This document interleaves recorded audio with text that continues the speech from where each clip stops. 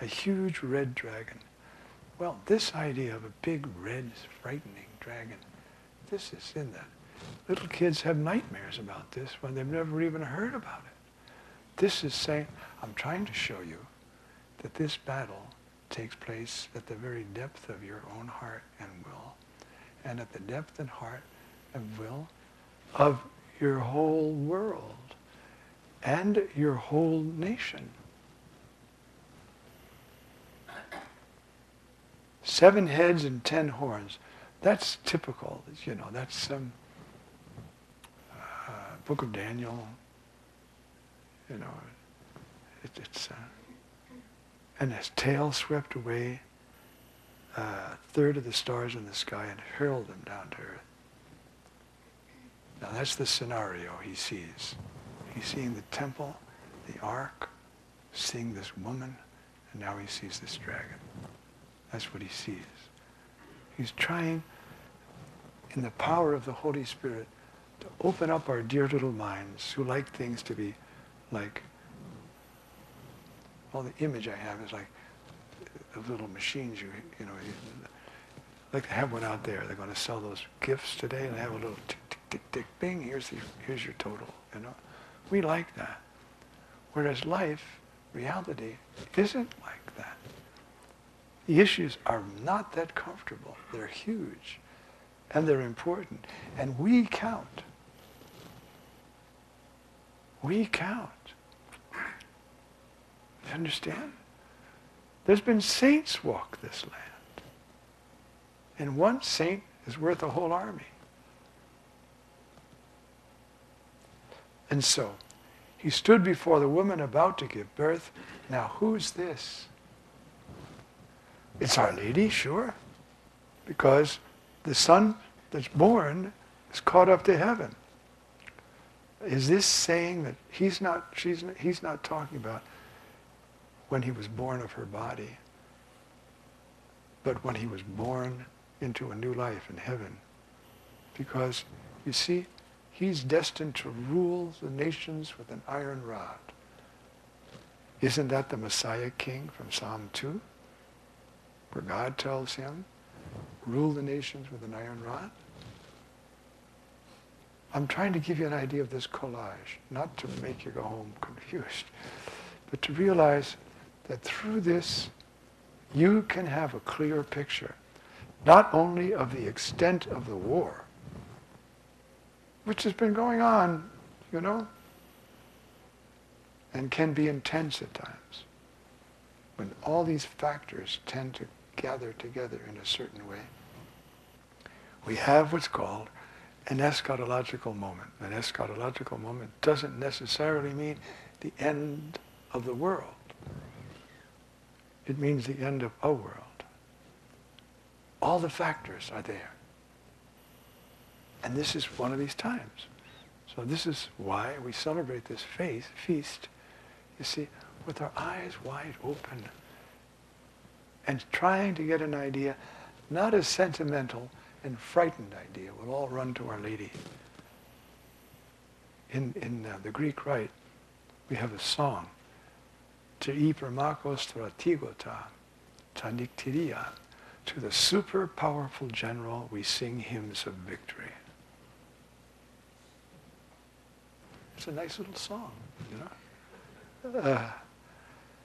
So the child was caught up to God. That's his resurrection and his throne. Well, wait a minute. I thought she was just giving birth, and now, remember, this is a collage. You see, it's the whole picture you're supposed to try to get into our poor head, or heart. Then I heard a loud voice in heaven say, now have salvation and power come, and the kingdom of our God and the authority of his anointed. Who is ruling this world? Jesus Christ, the Lord, the eternal, incarnate Son of God. And he's given himself to the church. I live now, not I, Christ lives in me. He's not alone because he didn't want to be alone. He could have done it fine without us.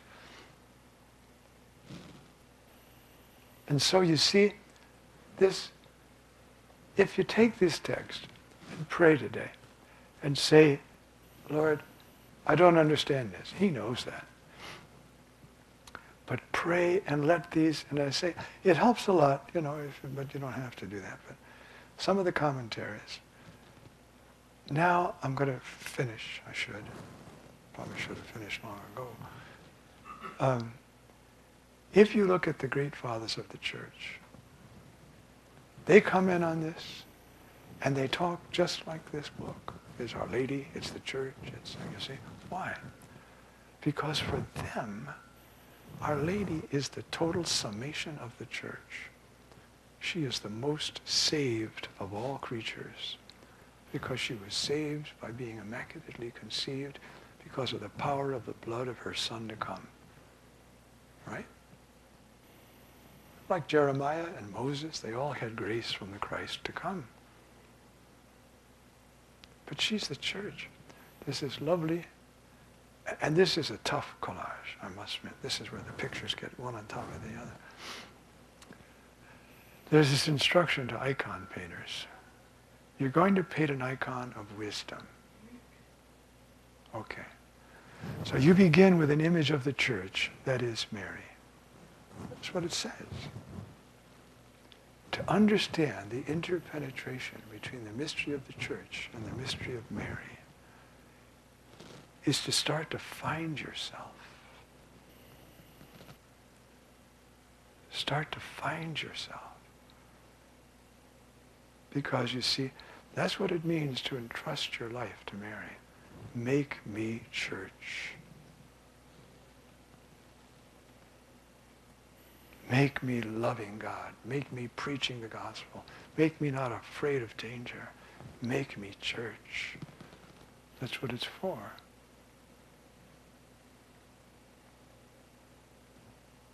And so on this feast day, as I say, I'm saying Mass today for the church in the Americas. Because of the war. But now have salvation and power come, and the kingdom of our God and the authority of his anointed. But I'm not comfortable. Hallelujah. That'll help you stay real. If we're comfortable, we don't think about anything except ourselves.